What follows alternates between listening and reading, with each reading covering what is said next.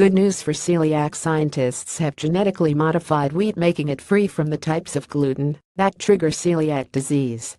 This means that sufferers might finally be able to enjoy tasty wheat-based snacks.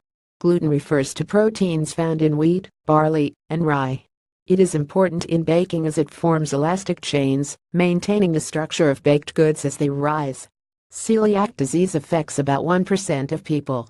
It's an autoimmune disorder triggered when gluten is eaten. The affliction comes with a range of nasty symptoms from stomach pains, diarrhea, and vomiting to headaches and iron deficiency. It can even lead to bowel cancer and brain damage.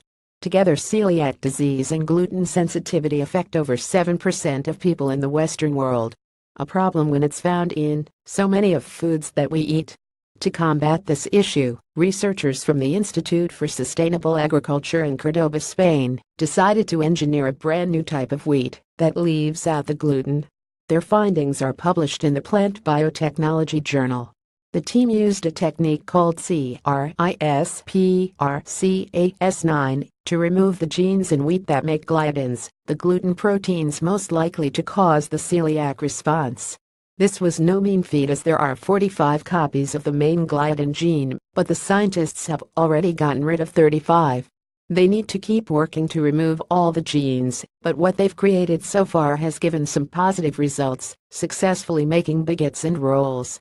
It's regarded as being pretty good, certainly better than anything on the gluten-free shelves. Jan Chijaki of Ppo Ventures, who wants to market products made with the wheat, told New Scientist.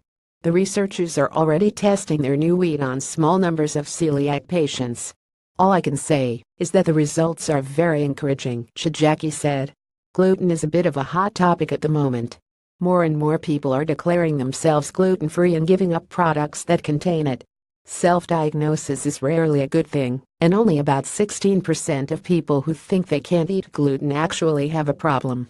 Despite what fashionable diet trends suggest, avoiding gluten isn't actually good for you. In fact, it can even increase your risk of getting type 2 diabetes.